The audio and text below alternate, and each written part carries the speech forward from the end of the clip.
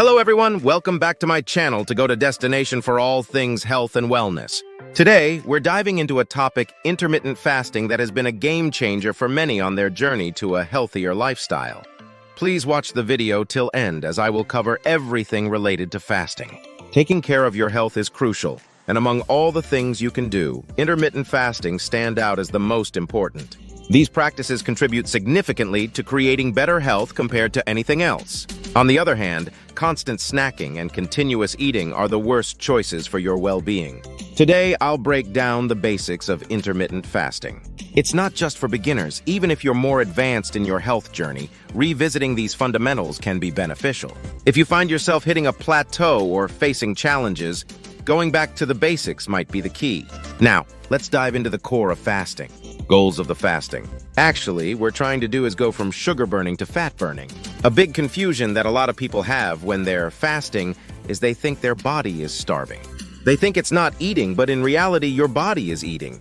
When it's not eating, it's finally eating its own fat. That is why the best indicator to know that it's working is your appetite. If your appetite is going away and you don't have any more appetite, you're not hungry anymore.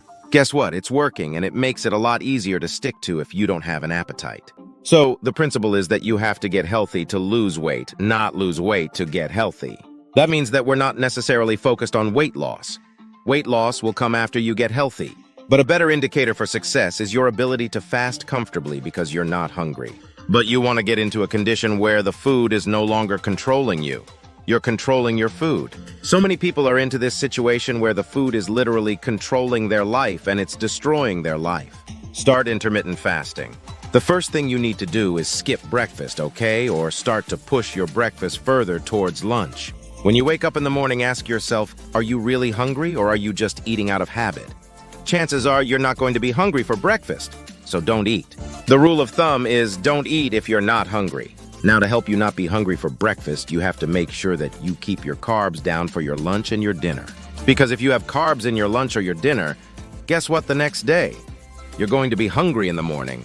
But if you keep your carbs low, and I'm talking about roughly about 20 grams, maybe 30 grams, then you're not going to be hungry in the morning. The other thing that you can do is you can also do the bulletproof coffee.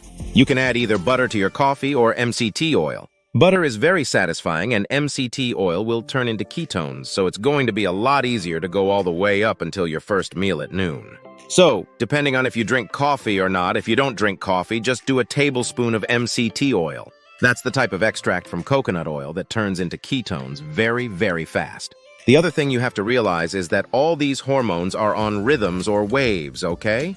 And the cortisol hormone peaks at 8 o'clock in the morning. So you may find that you're hungry in the morning because of a cortisol spike, but you're not really hungry. It's just a hormonal shift and a sensation that you get. The next thing I'm going to recommend is if you have this minor hungry feeling, just ignore it. Ignore the hunger. 9 times out of 10, it will go away. That's just because there are certain hormonal shifts happening in the body that are creating that sensation, but just ignore it. Now, if you ignore it and it doesn't go away and you feel dizzy, tired, weak, then you need to eat. But you really need to be able to tell the difference between hunger and time to eat.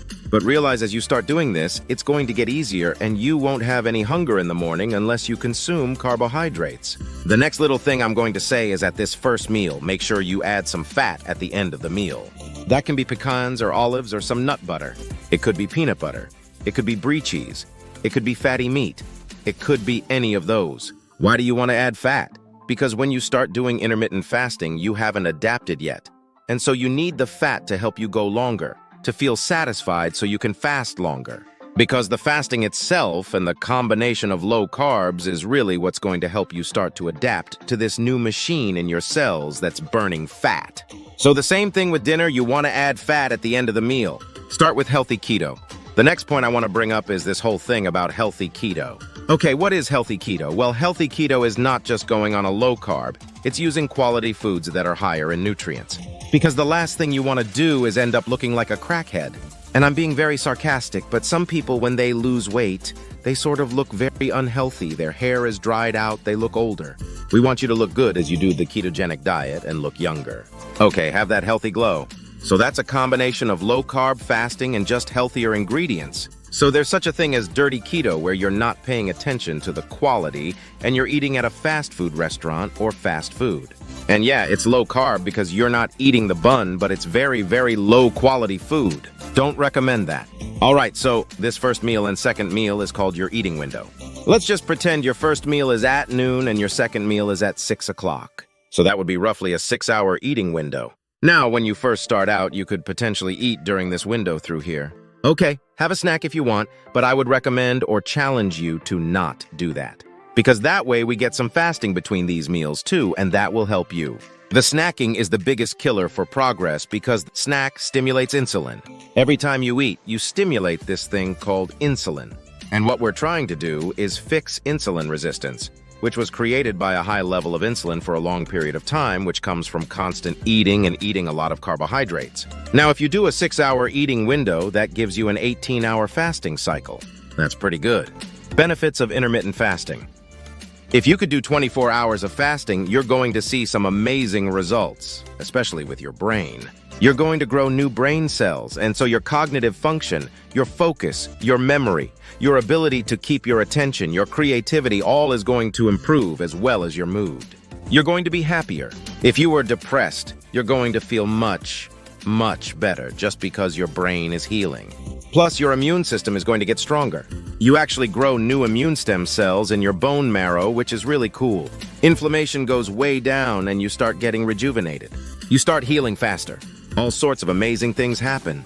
Stop nighttime snacking. They're a problem we need to resolve at night, okay? I know this might be hard to believe, but there are some people out there that have a hard time not snacking at night. Now, we're not talking about you. You probably know people or friends or family members. But this snacking at night has to go. It's called grazing. I was a professional snacker at night. I would basically, after dinner, eat constantly until I went to bed. It was constantly putting things in my mouth, nuts, apples, chips, you name it. That was me. So popcorn, oh my gosh, and that's very, very bad. So we want to get rid of the snacking. How do we do it? Well, we use what's called self-discipline. We have to make sure we don't buy any snacks anymore, so they're not available to us. You want to stay busy because if you're idle and just sitting there, maybe watching TV, it's going to be more difficult. But I really think that what's going to help you is this dinner. Making sure that you have a very big dinner with this fat, so you're actually really full and you don't feel the need for any additional things.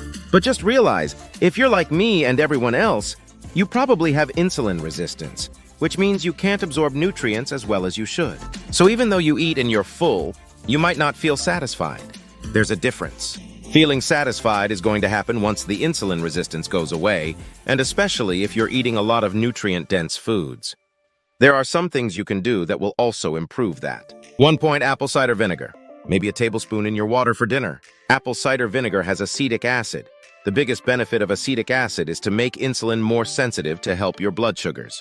So it's going to actually help you reduce insulin. That's why it can help you lose weight. But it'll also help your appetite. It'll help insulin work better so you absorb more nutrients and you'll be less hungry. So apple cider vinegar in your water is really good. I would also, while you're at it, add some lemon to your water lemon juice. Maybe a teaspoon, maybe half of a lemon, maybe a whole lemon. This way you can have things like vitamin C if it's fresh or citric acid that can help reduce kidney stones. And if you're at risk for gout, because sometimes when you're doing fasting, your uric acid goes up, which acts as an antioxidant, but it can flare up gout. So just add the lemon and apple cider vinegar in your water when you drink this for dinner. Another suggestion are these things called vegetables. I highly recommend you consume more vegetables. So I'm talking about like a big salad. I will do my big salad either in the first meal or the second meal. Now my meal is actually about right here, so I might eat at 3 and then at 6, so I have a very, very short eating window. It's hard for me to eat all the calories in one meal, so I spread it out within like maybe 3, maybe 4 hours. But that's just me. I just want to focus right now on not necessarily going beyond this 6 and 10, but let's say you're eating at 6 and 10. To make it easy, you can add a salad right here, a salad right here, or you can just have a very big salad. The salad that you eat should be eaten in the beginning of the meal because if you eat the protein first, I have found that the chances of you eating that salad are going to be slim to none because you're now filled up with the protein. So I always recommend eat the salad first and then eat your protein and fat second. It seems to work. But again, that's just a minor point.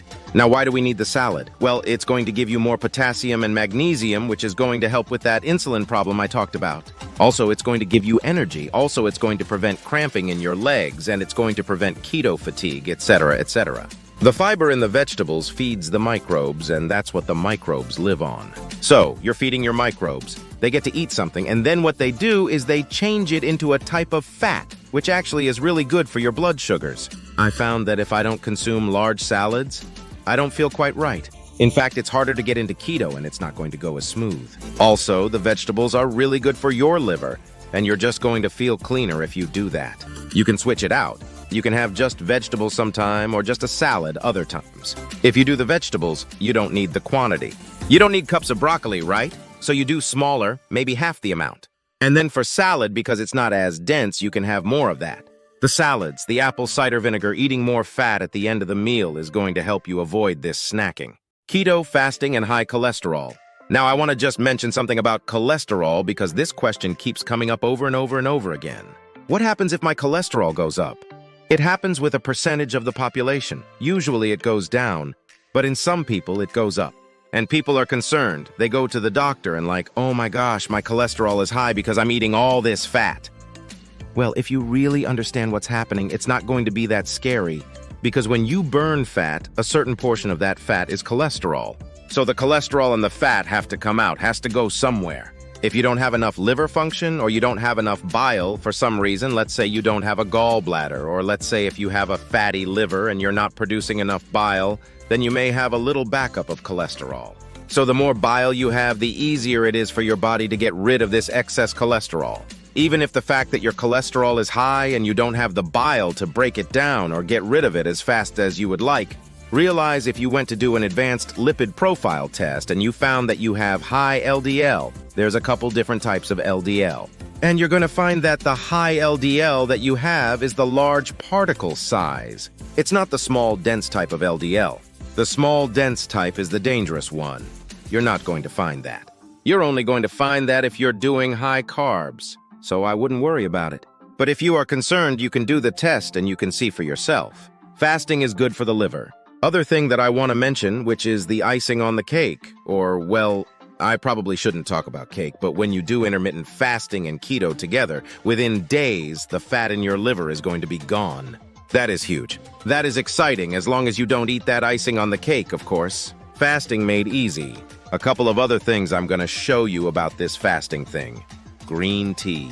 Very, very awesome to drink through the day because green tea helps insulin resistance. Okay, it'll allow you to fast longer. Now, there are other types of tea or herbs that are in tea that are also really good for blood sugars that will help reduce appetite, like green tea will, like cinnamon tea using the herb Garcinia, ginseng, ginger. They are all really good to lower your appetite. So that's just an extra little tip. If you exercise, okay, I'm going to recommend you not do any type of pre-workout drink with a carbohydrate or even protein. I wouldn't recommend any post-drink or taking any amino acids while you're working out before or after. Why? Because here you are, you just worked out and you created this amazing effect with growth hormone. And as soon as you start eating something, you basically kind of nullify a lot of those results, especially if it's carbohydrate and even if it's protein. Okay, you're doing some protein powder. So realize as far as the nutrients around that exercise, especially amino acids, you're going to get enough amino acids from the meals. So you don't worry about putting back these amino acids because really most of them tend to even just turn into sugar like the branch amino acids. So I wouldn't recommend eating around that exercise. Keep your fasting consistent. Some necessary supplements on keto. The other point I want to bring up is supplements. When people fast, a lot of times they have symptoms like keto fatigue, keto flu. They might get cramps. They might have thyroid symptoms. All that means is that you're probably deficient in certain nutrients because the demand for certain nutrients goes higher, and maybe you haven't been eating nutrient-dense foods for a while. So what you need to do is just make sure you take B vitamins, natural ones. I recommend nutritional yeast and electrolytes. And I would recommend an electrolyte powder that also has trace minerals. I'll put a link down below of the one that I recommend. That way you can get the trace minerals and the electrolyte minerals with high amounts of potassium, which is going to help you. Potassium is needed in large amounts in the body. I'm talking like 4,700 milligrams. So sometimes if you can't do a lot of salad, this is a good little backup plan. But if you do the supplements, okay, with intermittent fasting and especially prolonged fasting, you can easily avoid keto fatigue, keto flu, thyroid symptoms. Fasting and keto mistakes. All right, so now let me just cover a couple of mistakes that people make. A small snack, let's say you're doing keto and you're on a roll. I'm just gonna fast all day long. So instead of doing the fasting and waiting for your big meal, I'm just gonna do maybe a little snack just to kind of push me through, thinking that doing a little snack or lower calories is going to get me by and I'll be fine with that. But realize that these snacks, especially the protein ones, like if you did a scoop of peanut butter, for example, you're gonna spike insulin. It's a protein. Protein triggers insulin, not as much as carbs, but it will. And then guess what? About an hour and a half, you're gonna be hungry. It's gonna throw you off your plan. So there's really only two things that won't stimulate insulin: fiber and fat.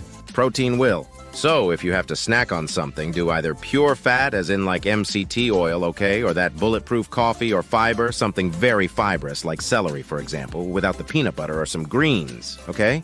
Now, some of you are going like, I'm not gonna do that because that's not very pleasurable. But I'm just telling you that a mistake that people make is doing this little protein snack.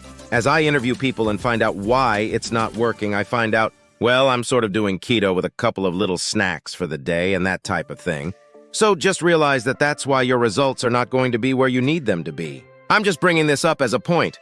These small snacks are killer, okay, even if they're healthy. The next little thing that I want to bring up is the awareness of a little bit of carb and what that does to the state of ketosis. If you're trying to lose weight, if you're trying to get into a really good fasting state and you're going along, and let's say at night you do, I'm just going to do a little wine, it's not many calories, whatever. Or let's say during the day you're going to do just like one piece of bread. What you have to realize is that a little bit of carb can block you as far as knocking you out of ketosis for a good amount of time. Half a glass of wine could knock you out of ketosis for 4 hours. A couple of drinks on the weekend, that whole weekend, you're not going to be burning any fat or you're not going to be in ketosis. Just realize that. I'm not telling you not to do it. I'm just the messenger giving you the information that if you do it, don't be surprised if the results are not what you want them to be. Okay, because sometimes people are just thinking of calories. They're not looking at the hormone effects of different types of food. Eat everything in moderation. Last point I want to bring up, this false piece of information that we've been told so many times. Everything in moderation, just a little bit is fine.